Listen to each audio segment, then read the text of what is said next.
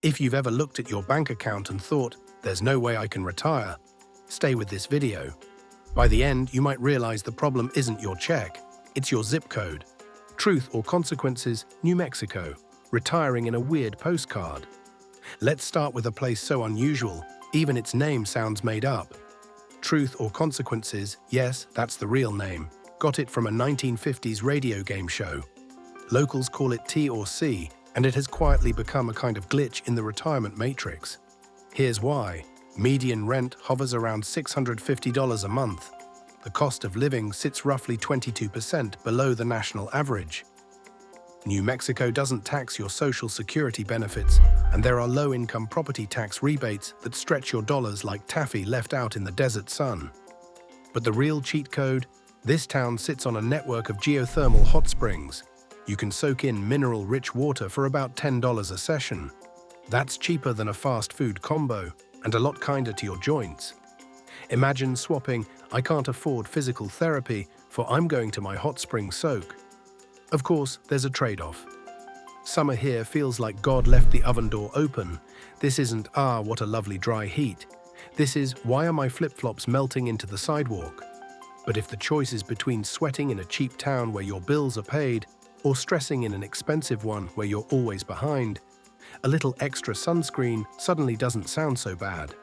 Next up, Pineville, Kentucky, a town literally living under a rock. There's a 200-ton boulder looming over the place, held in place by a giant chain called chained rock. Most people would see that and say, nope. Retirees on a budget look at it and say, how much is rent? The cost of living is about 28% below the national average. Kentucky does not tax your Social Security benefits. If you're 65 or older, the homestead exemption knocks tens of thousands of dollars off your home's taxable value. Add in utility assistance and surprisingly generous Medicaid options, and Pineville starts looking less like a quirky town under a rock and more like a financial shelter. You do trade Whole Foods for Dollar General and fancy sushi for fried catfish at the local spot. But what you gain is a town where people know your name, your dog's name, and probably your whole life story by week 3. Now, the downside. Kentucky summers can feel like living inside someone's mouth. Humid, sticky, like the air is personally mad at you. The grass grows like it has a grudge, and mowing the lawn becomes a full-body workout. But picture this. Early morning fog sliding through the Appalachian Hills, your porch creaking under a rocking chair, coffee in one hand, old dog at your feet, and that massive chained rock hanging in the distance like a monument to stubborn survival. Would you live under a giant boulder for $500 rent and no state tax on your Social Security? Valentine, Nebraska, a love letter to the middle class. Valentine, Nebraska is the kind of place you blow past on a road trip without noticing. If you blink, you miss it. But if you don't blink, you'll spot one of the last towns in America where you can retire on Social Security alone and still have money left over for small joys. Median rent is around $550 a month. The median home price sits near $115,000. Cost of living, roughly 25% below the US average. Nebraska does tax Social Security, but Valentine offers property tax relief and senior assistance programs that keep your actual out-of-pocket surprisingly manageable. This isn't a town for thrill seekers, it's a town for breathing, for fishing in slow rivers, for sitting on a front porch and judging clouds as they roll by. Around 2,600 humans and what feels like millions of cows share the land. One resident joked, "My neighbor borrowed my snowblower, then brought it back with cookies." If forced friendliness and neighborly kindness aren't your thing, Valentine is going to be a lot. There's no Target, no Trader Joe's, and the local idea of nightlife is a Dairy Queen that shuts at 9 and a church fish fry when people are feeling wild. Question for the viewers. Are you willing to trade convenience for calm if it means your money actually lasts? Mountain View, Arkansas, where your retirement has a soundtrack. Mountain View, Arkansas feels like someone hit pause on life in the best possible way. It's tucked deep in the Ozark Mountains, wrapped in forests and rivers, and known as the folk music capital of the world. Translation: live music is not an event here, it's just Tuesday. Median rent is around $575 a month. The cost of living is roughly 27% below the national average. Violent crime is about 1/3 of the national average, so you're more likely to be attacked by a homemade pie at a church potluck than anything else. Arkansas doesn't tax Social Security benefits, and seniors get extra help through property tax credits and homestead exemptions. Mountain View is where your retirement budget starts behaving like it's wearing stretch fabric. Groceries, utilities, and housing actually leave room for hobbies, small trips, or spoiling grandkids.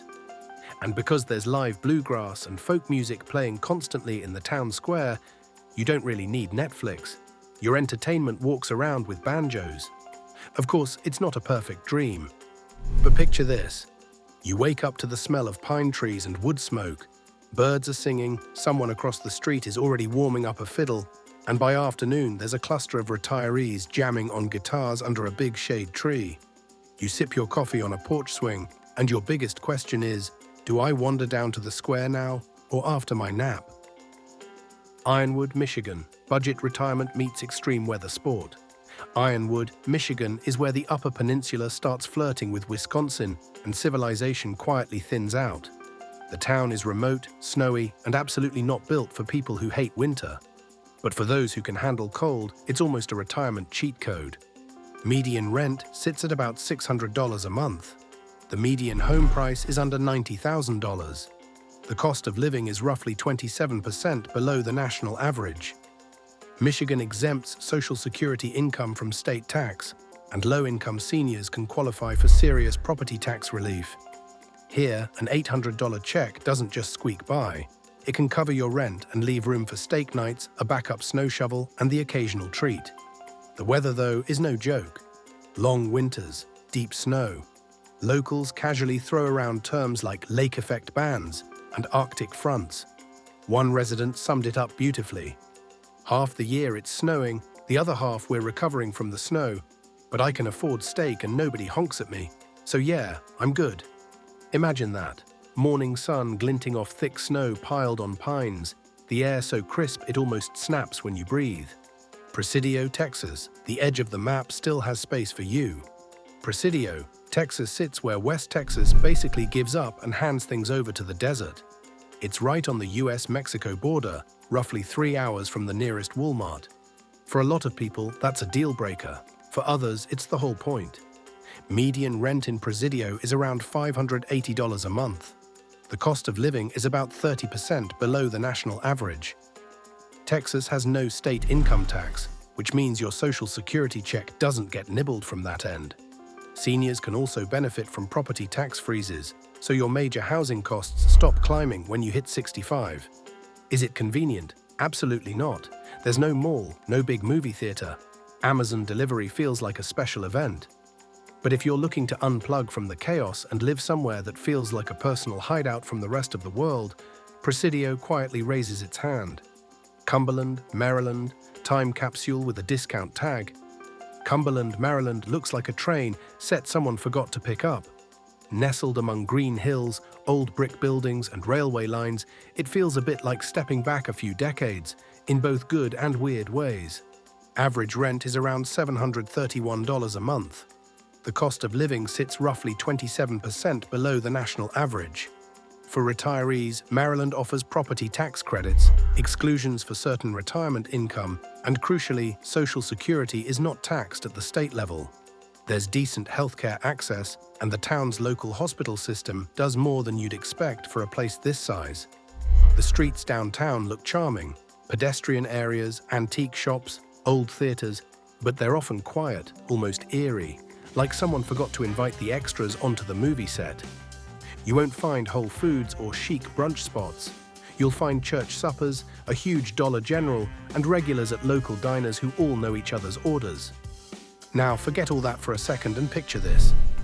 Early morning fog draping over the surrounding hills, you wrapped in an old flannel on a porch older than you are, mug warming your hands, no car payments, no crushing rent, no packed freeways. The loudest thing all morning is a crow that seems personally offended by your outfit. For some people, that's boring. For others, that's exactly what winning looks like. Bonners Ferry, Idaho, frontier vibes on a fixed income. Bonners Ferry, Idaho is small-town America with a frontier twist. Population barely enough to fill a Costco on a Saturday. This is the kind of place where people wave from porches not because they're nosy, well, maybe a little, but because it's still normal to acknowledge other humans. Average rent is about $650 a month. Cost of living sits around 21% below the national average. Idaho doesn't tax Social Security benefits, and retirees can even get a grocery tax credit that sends a bit of money back at the end of the year. The police blotter is so calm it once listed an escaped goat as a public disturbance. That gives you a sense of the crime situation. But here's the flip side: no nightlife, no big city culture, no quick drive to major shopping. The nearest actual mall, in another state, Uber. Not a thing. If you need a ride, you either make a friend or marry one. John Day, Oregon. Fossils, silence, and a realistic budget. John Day, Oregon might be one of the quietest retirement towns you'll ever encounter. Population just over 1,700. Named after a guy who had a terrible time in the 1800s and somehow still got a river and town named after him. The energy here is, things are tough, but we keep going. Rent runs around $600 to $750 a month. The cost of living sits roughly 25% below the national average. There's no state sales tax in Oregon, and seniors with limited income can qualify for property tax deferral, basically pressing pause on that bill. Healthcare is better than you'd expect for such a tiny place thanks to the local hospital district. And surrounding the town are real fossil beds, as in you can hike through terrain that casually spans millions of years, then be home by lunchtime. But understand this, John Day is quiet. No big box stores, no malls, no Uber, no buzzing nightlife. The fanciest restaurant might pump gas out front and serve chicken fried steak out back. Your social life will involve neighbors, local events, maybe a small church or community group, not rooftop bars. For some, that's too slow. For others, it's the first time life has ever felt slow enough to actually enjoy. The bottom line, it was never, you can't retire. Because while everyone else is clinging to overpriced cities and saying the system is broken, some retirees have quietly found the loophole. They didn't change their income, they changed their address.